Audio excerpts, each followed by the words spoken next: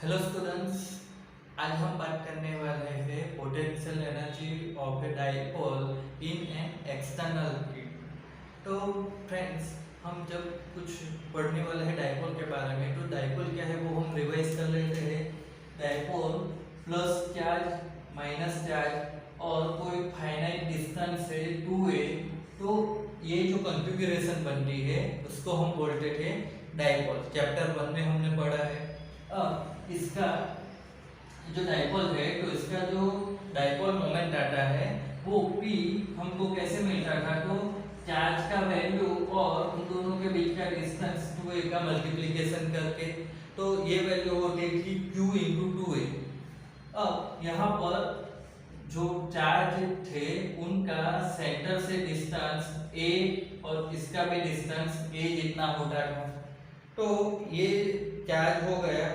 अब इसका हमें ये डाइपोल हो गया। डाइपोल का हमें पोटेंशियल एनर्जी फाइंड करना है एक्सटर्नल फील्ड। तो हमने चैप्टर 1 में जो पढ़ा था वही चीज हमको रिवाइज करनी है। ये कोई यूनिफॉर्म इलेक्ट्रिक फील्ड है। इलेक्ट्रिक फील्ड को हम E से डिनोट कर रहे हैं, एक्स एक्स के डायरेक्शन में है। अब यहाँ पर हम क्या करेंगे कि जो डाइपोल है उसको थीटा एंगल पर ले लेंगे।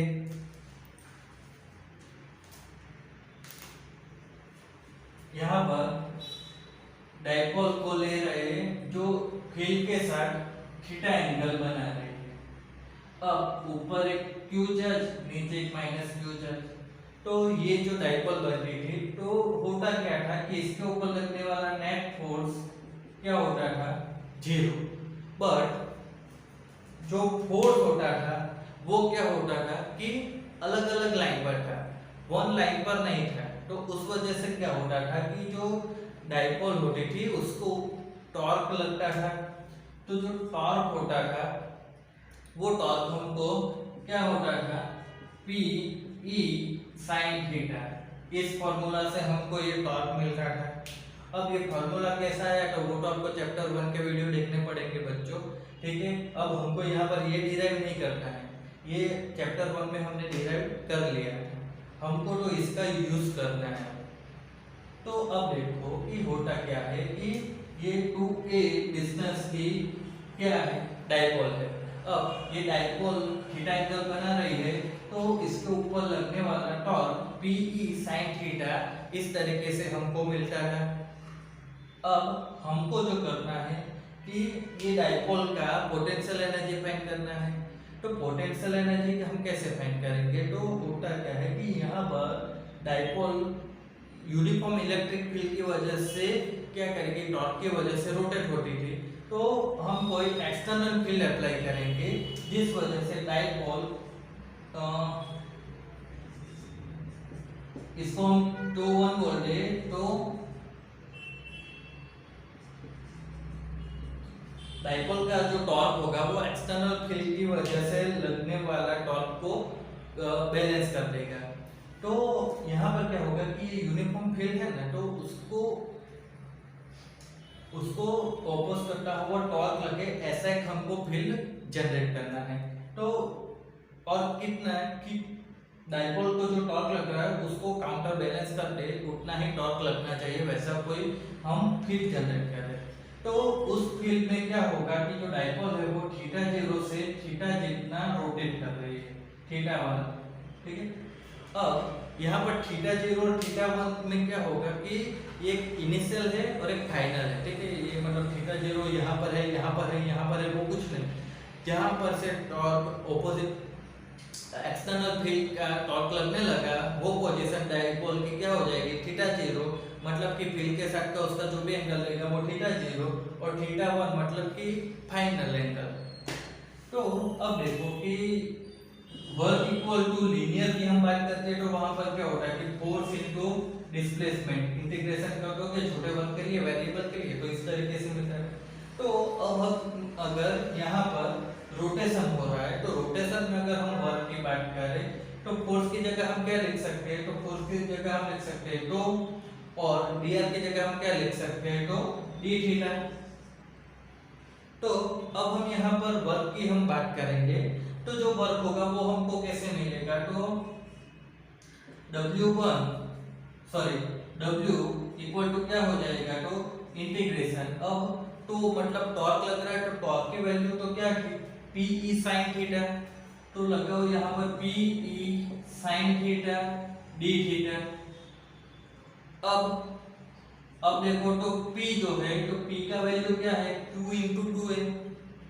तो Q क्या है, चार्ज है, तो डायपोल का चार्ज चेंज नहीं होगा। 2a क्या है, डायपोल की लेंथ या दो चार्ज के बीच का डिस्टेंस, तो वो भी चेंज नहीं होगा। अब ये दोनों में से कोई एक भी चेंज हो जाएगा तो डायपोल बचेगी नहीं, इसलिए ये दोनों चेंज नहीं होंगे, तो P चेंज नहीं होगा। E जो है इलेक्ट्रिक फील्ड, वो तो चेंज कर नहीं रहे, तो होगा क्या कि ये दोनों कांस्टेंट हो जाएंगे, इंटीग्रेशन के बाहर आ जाएंगे। अब बचा क्या, तो साइन थीटा डी थीटा। अब हमको करना क्या है कि इनिशियल एंगल थीटा 0 से कोई थीटा 1 एंगल पर इन दोनों का इसका इंटीग्रेशन करना है। अब देखो तो PE और साइन का इंटीग्रेशन क्या होगा, माइनस कॉस होगा। अब इंटीग्रेशन क्या है, थीटा 0 से थीटा 1 में, तो ये थीटा 0 और ये थीटा 1। तो एक बार क्या करना है, माइनस कॉस थीटा की जगह थीटा 1 लगा दो, और माइनस दूसरी बार क्या करना है, माइनस कॉस थीटा की जगह थीटा 0 लगा दिया। तो हमको यहाँ पर क्या मिल जाएगा, माइनस PE और इधर से क्या रहेगा, cos theta 0 minus cos theta 1। ये माइनस माइनस प्लस होकर आगे गया, ये माइनस पीछे जाएगा। तो हमको यहाँ पर जो वर्क डन मिलता है वो इस तरीके से मिलता है कि भाई PE cos theta 0 minus cos theta 1। अब यहाँ पर हमको करना क्या है कि ये हमारा एक्चुअली पोटेंशियल एनर्जी भी हो जाएगा, जो वर्क डन है वही। बट यहाँ पर करना क्या होता है कि जो थीटा 0 है वो थीटा 0 को हमें π/2 लेना है, और ये थीटा 1 को कोई थीटा ले लेंगे। तो ये दोनों वैल्यू अगर हम ऊपर रखेंगे तो क्या होगा कि W इक्वल टू हमें क्या मिलेगा, PE और थीटा 0 की जगह π/2 रखो तो cos π/2 माइनस cos थीटा 1 की जगह क्या करना है कि कोई थीटा लगाना है, तो cos थीटा लगा दिया। अब देखो तो ये क्या हो जाएगा, PE और इधर क्या बचेगा, cos π/2। cos π/2 0 आता है, तो 0 माइनस और ये cos थीटा। तो हमको यहाँ पर क्या मिलेगा, माइनस PE cos थीटा। तो ये हमको यहाँ पर फाइनल वर्क मिल गया।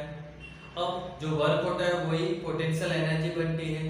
तो होगा क्या कि जो potential energy of dipole in an external field वो हमको क्या मिल जाएगी, माइनस PE cos थीटा के फॉर्म में मिल जाएगी। तो ये हमको यहाँ पर क्या हुआ, पोटेंशियल एनर्जी मिल गई। अब यहाँ पर सबसे बड़ा आपको डाउट रहेगा कि भाई ये थीटा 0 को π/2 ही क्यों लिया, ठीक है। थीटा 0 को π/2 लेकर ये कैंसिल कर दिया, एक्चुअली ऐसा भी आप कह सकते हैं। तो ऐसा क्यों किया, तो इसका एक रीजन है, इसको हम अब दूसरी तरीके से देखेंगे कि हमने ऐसा क्यों किया। तो थोड़ा सा मैं इंक डाल लूं।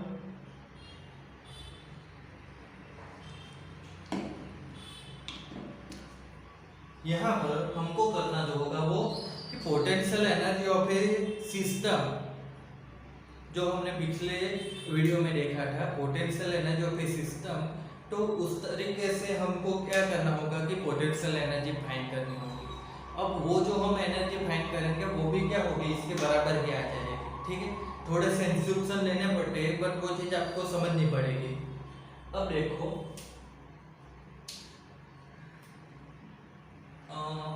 यहाँ पर कोई V चार्ज है, ठीक है। अब कोई इनफाइनाइट से कोई Q चार्ज को हम इसमें, ये कोई R1 डिस्टेंस पर हो, वहां पर हम कोई Q चार्ज को ला रहे हैं, और एक्सटर्नल पोटेंशियल जो है वो भी तो यहाँ पर हमको करने वाला वर्क वो क्या हो जाएगा, तो वो हो जाता था Q इंटू वी R1। ठीक है, R1 मतलब क्या होगा कि ये ओरिजिन से ये जो पोजीशन है Q की वहां का पोटेंशियल। अब दूसरी हम बात करते हैं कि कोई माइनस Q चार्ज है, उसको हम ला रहे हैं कोई दूसरे R2 पोजीशन पर माइनस Q चार्ज को।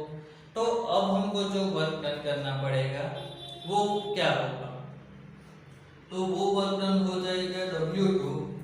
तो माइनस Q को जब हम ला रहे हैं तब जो वर्क होगा वो क्या होगा, तो ये एक्सटर्नल पोटेंशियल की वजह से करने वाला वर्क, तो वो हो जाएगा माइनस Q और V R2 हो जाएगा, इसकी पोजीशन R2 है इसलिए, तो वो हो जाएगा minus Q V R2 plus दूसरा क्या होगा, तो दूसरा जो होगा वो होगा कि ये जो पहले से आ गया था पॉजिटिव Q चार्ज उसकी वजह से करने वाला वर्क, तो वो हो जाएगा माइनस Q और V प्लस Q, इस तरीके से। तो अब क्या होगा, माइनस Q तो V R2, ये तो ऐसे ही रहेगा, इसमें क्या होगा कि माइनस आ जाएगा, ये प्लस और ये माइनस में माइनस Q। अब देखो VQ मतलब कि ये जो पॉजिटिव चार्ज ऑलरेडी था उसकी वजह से बनने वाला पोटेंशियल, तो ये पोटेंशियल क्या बनता था K Q अपन R। अब देखो तो क्या होगा, minus Q V R2 minus ये क्या हो जाएगा K Q स्क्वायर, और डिस्टेंस क्या आ जाएगा, तो डिस्टेंस आ जाएगा ये दोनों के बीच का डिस्टेंस। अब पॉजिटिव और नेगेटिव चार्ज के बीच का जो डिस्टेंस था वो तो भाई था 2a, तो r की जगह नीचे आ जाएगा 2a। अब फाइंड करना है,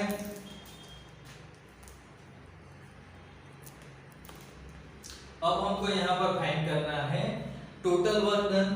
तो वो हम कैसे फाइंड करेंगे, तो टोटल वर्क डन मिलेगा W equal to W1 plus W2, वो हो जाएगा W equal to W1 plus W2। W1 क्या है, तो Q V R1 और W2 तो वो हो जाएगा minus Q V R2 minus Q V R तो minus K Q square upon 2a। अब देखो तो यहाँ पर क्या होगा, Q कॉमन निकलेगा तो अंदर रहेगा V R1 minus V R2 minus K Q square upon 2a। अब देखो तो यहाँ पर क्या आ रहा है, पोटेंशियल का डिफरेंस आ रहा है। तो ये जो पोटेंशियल का डिफरेंस होगा, ये डिफरेंस को हम कैसे फाइंड आउट कर रहे हैं, तो देखो भाई यहाँ पर जो डाइपोल है ये क्या कर रही है, थीटा एंगल बना रही है फील्ड के साथ। अब अगर हम यहाँ पर क्या करें कि एक पैरेलल लाइन ले ले, तो ये जो एंगल बनेगा वो भी तो थीटा हो जाएगा। अब ये एंगल अगर थीटा हो गया तो यहाँ पर क्या होगा, ये हमारे कंपोनेंट मिल जाएगा डाइपोल का। ये डाइपोल का जो कंपोनेंट होगा वो क्या हो जाएगा, तो 2a cos थीटा हो जाएगा, 2a cos थीटा हो जाएगा। 2a cos थीटा जो है वो क्या होगा कि माइनस Q और प्लस Q मतलब दो चार्ज के बीच का जो डिस्टेंस है वो डिस्टेंस का क्या हो जाता है, पैरेलल कंपोनेंट लेना है हमको, ठीक है। तो ये दो चार्ज के बीच का डिस्टेंस ये 2a जो है, ये दो चार्ज के बीच का डिस्टेंस ये है, ठीक है। बट वो कोई थीटा एंगल पर है, तो हम क्या कर रहे हैं कि कोई पैरेलल कंपोनेंट जो होता है तो वो क्या बनेगा, 2a cos थीटा बनेगा। cos थीटा इक्वल टू क्या होगा, बेस अपॉन एल्टीट्यूड, तो बेस इक्वल टू क्या हो जाएगा, cos थीटा इनटू हाइपोटेन्यूस। तो इस वजह से हमको क्या मिलेगा, 2a cos थीटा मिल जाएगा। तो ये क्या हो गया, पैरेलल कंपोनेंट। अब दूसरी चीज कि एक क्या पॉजिटिव है दूसरा नेगेटिव ला रहे हैं, तो मतलब क्या हो रहा है कि यहाँ पर जो वर्क हो रहा है वो फील्ड की वजह से कर रहे हैं, हम कुछ नहीं कर रहे। भाई हम कब वर्क करते हैं कि जब पॉजिटिव चार्ज होता है और दूसरा पॉजिटिव लाना हो नजदीक, तब हमको कोई एक्सटर्नल फील्ड देना पड़ता है। बट यहाँ पर पॉजिटिव है, दूसरा नेगेटिव, तो अपने आप अट्रैक्ट हो जाता है। तो जो हमको यहाँ पर फील्ड लेना पड़ेगा वो माइनस लेना पड़ेगा, क्योंकि जो हमको यहाँ पर वर्क फाइंड करना है, ठीक है, तो वो कैसा करना है, हमको माइनस लेना है, क्योंकि फील्ड वर्क कर रहा है तो वो माइनस होगा, हम कुछ वर्क करते हैं तो वो पॉजिटिव हो जाएगा। तो एक्चुअली यहाँ पर जो वर्क डन आएगा, तो वो वर्क डन क्या हो जाएगा, work done per unit charge, otherwise आप ले लो इसको, वर्क ही ले लो, तो Q इंटू ई और डिस्टेंस हो जाएगा 2a cos थीटा। अब देखो ये वर्क डन हो गए कैसे, तो ये फोर्स और ये डिस्प्लेसमेंट, फोर्स ले लिया कितना, Q इंटू ई, ठीक है, इलेक्ट्रिक फील्ड में लगने वाला फोर्स Q इंटू ई, और डिस्टेंस 2a cos थीटा, क्योंकि हमने पैरेलल कंपोनेंट ही लिया है, ये डिस्प्लेसमेंट, तो ये उसका पैरेलल कंपोनेंट ले लिया। अब यहाँ पर Q जो है इसको हम इधर ले आए, तो ये क्या हो गया, W अपन Q, मतलब work done per unit charge क्या आएगा, E 2a cos थीटा। अब इसको तो माइनस लेना था, क्योंकि जो फील्ड वर्क कर रहा है तो वो वर्क कैसा आता है, नेगेटिव, इसलिए ये वर्क आएगा नेगेटिव। अब उसमें से Q को नीचे ले लिया तो ये work done per unit charge मिल गए। अब एक चीज देखो, work done per unit charge वही तो था हमारा पोटेंशियल डिफरेंस, सेकंड लेक्चर में हमने देखा था, सेकंड या फर्स्ट में। तो पोटेंशियल क्या होता था, potential difference work done per unit charge होता था। तो यहाँ पर देखो क्या हो रहा है, इसके बराबर मिल रहा है, तो ये Q, सॉरी ये क्या हो जाएगा, minus E 2a cos theta जो है, तो ये Q रहेगा, और पोटेंशियल डिफरेंस की जगह पर हम क्या लिख सकते हैं, work done per unit charge, तो वो हो जाएगा minus E 2a cos theta. देखो इसके बराबर हम एक ये लिख सकते हैं ना, V1 minus V2, work done per unit charge, potential difference work done per unit charge, तो ये इतना मिला वर्क डन, तो कोई पोटेंशियल डिफरेंस के बराबर होगा। अब यहाँ पर ये पोटेंशियल डिफरेंस है, तो उसके बराबर हम minus E 2a cos theta लिख सकते हैं, minus k q square upon 2a। अब देखो तो यहाँ पर क्या होगा, माइनस q, ये q और 2a वो मिलके क्या बन जाएगा, 2p बन जाएगा, तो p e cos theta minus k q square upon 2a। अब देखो तो यहाँ पर क्या हो रहा है, q जो है वो क्या है, चार्ज है डाइपोल का, वो चेंज नहीं होगा, 2a डाइपोल के नेट वो भी चेंज नहीं होगी, तो ये जो पूरी टर्म है वही क्या हो जाती है, कांस्टेंट बन जाती है। तो हम क्या करेंगे कि इसको निग्लेक्ट कर देते हैं, क्योंकि पोटेंशियल एनर्जी में से आपको एक इंस्टेंट कांस्टेंट को निग्लेक्ट करो तो चेंज नहीं होता है। तो यहाँ पर क्या होगा कि W equal to minus P E cos theta मिलेगा, जो कि टोटल वर्क डन हो गया। तो वो वर्क डन है क्या होता है, पोटेंशियल एनर्जी के बराबर, तो वो हो जाएगा minus P E cos theta. तो आप देखो तो यहाँ पर वर्क पोटेंशियल एनर्जी मिली, वही क्या है यहाँ पर मिली थी उसके बराबर। तो मतलब ये जो एनर्जी है उसको ऑब्टेन करने के लिए यहाँ पर थीटा जीरो को हमें π/2 लेना पड़ा। तो अब ये जो फॉर्मूला हमने ऑब्टेन किया है कि माइनस बी कॉस थीटा ये पोटेंशियल एनर्जी है, तो इसी का यूज करके हुए हमको एक न्यूमेरिकल करना है 2.6 है। अब देखो एग्जांपल 2.6 है, इसमें हमको क्या करना है कि हमको एक मॉलिक्यूल का डाइपोल मोमेंट दिया हुआ है। अब दूसरा क्या दिया हुआ है कि जो सब्सटेंस है तो वो पूरा का पूरा पोलराइज हो रहा है। अब वो पोलराइज कैसे होगा, तो वो 10⁶ जितना इलेक्ट्रिक फील्ड देखे। अब direction of the field is suddenly change bye angle 60 degree. तो जो फील्ड है वो चेंज हो रहा है 60 डिग्री पर। तो हमको क्या करना है कि estimate the heat release by the substance in aligning its dipole along the new direction of the field. अब सिंप्लिसिटी के लिए यहाँ पर 100% पोलराइजेशन भी लेना है। अब देखो तो होता क्या है कि पहले तो आपको समझना पड़ेगा पोलराइजेशन क्या है। तो पोलराइजेशन का मतलब क्या होगा कि एक तरफ एक कैरेक्टरिस्टिक वाले दूसरी तरफ दूसरी कैरेक्टरिस्टिक वाले आ जाए तो वो हो जाएगा पोलराइजेशन। ठीक है, जैसे साउथ पोल और नॉर्थ पोल की हम बात करते हैं तो यहाँ पर हम इलेक्ट्रिक फील्ड की बात करते हैं, तो यहाँ पर क्या होगा कि भाई किसका कैरेक्टरिस्टिक सेम होगा, तो पॉजिटिव और नेगेटिव चार्ज। तो एक तरफ पॉजिटिव चार्ज सारे आ जाए, एक तरफ नेगेटिव चार्ज सारे आ जाए, तो ये क्या हो जाएगा पोलराइजेशन। अब आपको पता है कि मॉलिक्यूल होता है तो उसमें पॉजिटिव और नेगेटिव दोनों चार्ज रहते हैं, बट वो दोनों सेम क्वांटिटी में रहते हैं तो वो जो मॉलिक्यूल होगा वो बैलेंस रहेगा इलेक्ट्रिकली। बट होता क्या है कि जब आप इलेक्ट्रिक फील्ड अप्लाई करोगे, ठीक है, तो एक तरफ क्या होगा पॉजिटिव चार्ज चले जाएंगे, एक तरफ नेगेटिव चार्ज चले जाएंगे, तो ये चीज को बोलते हैं पोलराइजेशन।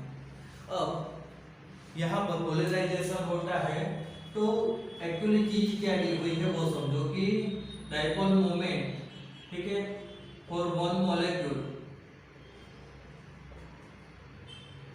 कितना है 10⁻⁻29 कूलम इनटू मीटर, ये डाइपोल मोमेंट दिया हुआ है।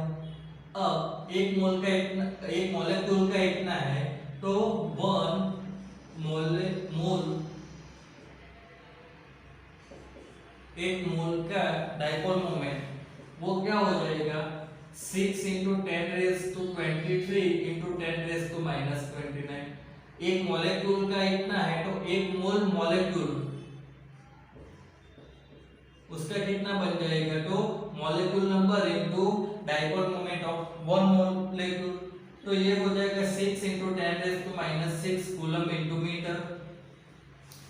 अब हमको जो करना है वो ये है कि अब देखो ये इस तरीके से इलेक्ट्रिक फील्ड है। अब इसमें जो डाइपोल मोमेंट है वो इतनी है। अब होता क्या है कि ये जो इलेक्ट्रिक फील्ड है ये सडनली 60 डिग्री पर चले जाते हैं इस तरीके से, तो ये यहाँ से 60 डिग्री पर चले जाते हैं। तो यहाँ पर क्या हुआ कि जो एनर्जी मिलती है, ठीक है, पोटेंशियल एनर्जी, पोटेंशियल एनर्जी का फॉर्मूला हमने देखा -PE cos थीटा। तो होता क्या है कि यहाँ पर डाइपोल मोमेंट PB इसी तरीके से थी। अब अगर इलेक्ट्रिक फील्ड 60 डिग्री पर हो गया पर डाइपोल मोमेंट तो सेम ही रहेगी, तो वो क्या होगी कि जो डाइपोल मोमेंट होगी वो धीरे धीरे क्या होगी कि इस तरीके से इलेक्ट्रिक फील्ड के साथ एडजस्ट होगी। तो इस केस में क्या होगा कि जो डाइपोल मोमेंट है वो थीटा = 0 से थीटा = 60 डिग्री पर जा रही है, तो उस दौरान वो कुछ वर्क करेंगे, वर्क करने से वो कुछ हीट रिलीज करेंगे। ठीक है, आप इसी को ले लो कि ये अगर एक बार घुमा तो कुछ नहीं समझोगे, बट ये कंटिन्यू घूमता रहेगा तो क्या होगा कि हीट जनरेट करेगा और एटमॉस्फेयर में रिलीज करेगा। तो वही चीज हमको यहाँ पर फाइंड करनी है कि कितनी हीट रिलीज करता है। तो अब हीट रिलीज करता है मतलब एनर्जी की बात करते हैं, तो होगा क्या कि जो उसकी पोटेंशियल एनर्जी में चेंज आएगा वही तो उसकी हीट रिलीज कर पाएगा। भाई energy nether be created not be destroyed, तो होता क्या है कि जो पोटेंशियल एनर्जी होगी वही हीट में ट्रांसफर होने वाली है। तो हम यहाँ पर क्या करेंगे कि थीटा = 0 पर और थीटा = 60 डिग्री पर पोटेंशियल एनर्जी कितनी बनती है वो फाइंड कर लेते हैं। तो U एट 0 डिग्री क्या होगा, तो -PE और cos 0, तो माइनस क्या आएगा, P की वैल्यू है 6 × 10⁻⁻6 और E की वैल्यू हमको दी हुई है 10⁻⁶, तो ये 10⁻⁶, cos 0 क्या हो जाएगा 1, तो आंसर विल बी -6 जूल।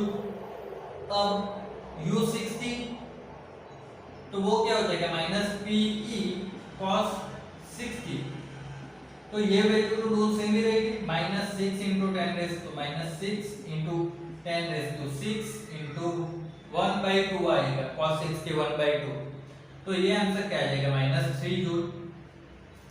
अब देखो तो होगा क्या कि जो डायपोल मोमेंट जीरो एंगल पर थी तब का एनर्जी कितना था 6 minus 6 joule. Dipole moment 60 degree पर आ रही है, ठीक है। तो उस वक्त क्या हो गया कि हमको मिला पोटेंशियल एनर्जी -3। तो हुआ क्या कि पोटेंशियल एनर्जी में कुछ चेंज हो रहा है। अब ये चेंज कितना होगा, तो डेल्टा यू बराबर क्या आएगा u2 माइनस u1। u2 मतलब फाइनल, तो वो 60 डिग्री वाला -3 माइनस 0 डिग्री वाला -6। तो ये क्या हो गया कि +3 जूल मिल गया। तो हुआ क्या है यहाँ पर समझो कि 0 डिग्री पर जब डायपोल मोमेंट थी, ठीक है ये, तो उस वक्त क्या हो रहा था कि वहां से इलेक्ट्रिक फील्ड सडनली 60 डिग्री पर चला गया। तो जो डायपोल मोमेंट है वो भी 60 डिग्री पर जाना चाहती है, तो वो धीरे धीरे जाएगी, तो वो कुछ वर्क करेगी। वर्क करने से उसके एनर्जी में कुछ चेंज आएगा। तो वो चेंज क्या होगा, ऐसा हीट रिलीज हो रहा होगा, तो वही चेंज तो हमको फाइंड करना था। तो हमने क्या किया कि 0 डिग्री पर पोटेंशियल एनर्जी फाइंड की, 60 डिग्री पर फाइंड की और दोनों का डिफरेंस लिया। अब ये जो डिफरेंस आया है वो 3 जूल आया। तो ये 3 जूल डिफरेंस आया, वो कहाँ गया, तो वो ही तो गया हीट में। तो जो हीट रिलीज हुई थी वो कितनी होगी, 3 जूल जी थी। तो इस तरीके से हम यहाँ पर एनर्जी फाइंड कर सकते हैं डायपोल के लिए। तो अब एक कीजिए कि डायपोल होगा तभी तो डायपोल मोमेंट आएगी ना। तो अब पोलराइजेशन की हमने बात की थी, वो था कि ये कोई मॉलिक्यूल है, ये पॉजिटिव चार्ज है, ये नेगेटिव नेगेटिव नेगेटिव चार्ज है। बट पोलराइजेशन में क्या होगा कि मॉलिक्यूल में एक तरफ पॉजिटिव आ जाएगा, एक तरफ नेगेटिव। तो ये पोलराइजेशन हो गया, इसमें एक तरफ पॉजिटिव है, एक तरफ नेगेटिव है। तो अब देखो तो ये चार्ज तो बैलेंस ही रहते हैं ना। यहाँ पर क्या था, नेट चार्ज कितना था, 0 ही था ना। तो इसका मतलब क्या था कि जितना पॉजिटिव उतना नेगेटिव था। तो अब यहाँ पर क्या होगा कि यहाँ पर जितना चार्ज होगा उतना ही यहाँ पर भी होगा ना, ये पॉजिटिव और ये नेगेटिव होगा। तो ये क्या हो गया, चार्ज की वैल्यू सेम आ गई, दोनों के बीच का कुछ डिस्टेंस हो गया 2h जितना ले लो। तो ये क्या बन गया, डायपोल ही तो बन गई है, ठीक है। तो ये डायपोल बन गई थी और ये डायपोल की डायपोल मोमेंट हमको कितनी दी थी, 10⁻⁻⁹ जितनी दी थी, ठीक है। मतलब ये किसके लिए थे, मॉलिक्यूल के लिए था। तो वो इतना जो होता था ना, उसके लिए हमको डायपोल मोमेंट इतनी दी थी। तो हमको तो एक मोल के लिए चाहिए, तो एक मोल के जो मॉलिक्यूल होते हैं उसके साथ उसको मल्टीप्लाई कर दिया, तो हमको इतनी डायपोल मोमेंट मिली थी, ठीक है। अब वो डायपोल मोमेंट का एंगल पहले 0 था, फिर 60 हो गया। इलेक्ट्रिक फील्ड का एंगल के साथ वो चेंज होती रहती थी, तो वो चेंज हो गया। तो उसके अकॉर्डिंग को हमने पोटेंशियल एनर्जी फाइंड की, फिर उसका डिफरेंस ले लिया। तो वो जो डिफरेंस आता है एनर्जी में, वही ऐसा हीट रिलीज होता था। तो जो हीट की क्वांटिटी की बात करें तो वो भी इसके बराबर ही होगी। तो वो 3 जूल आंसर हो गया। तो आज हम यहाँ पर खत्म करते हैं।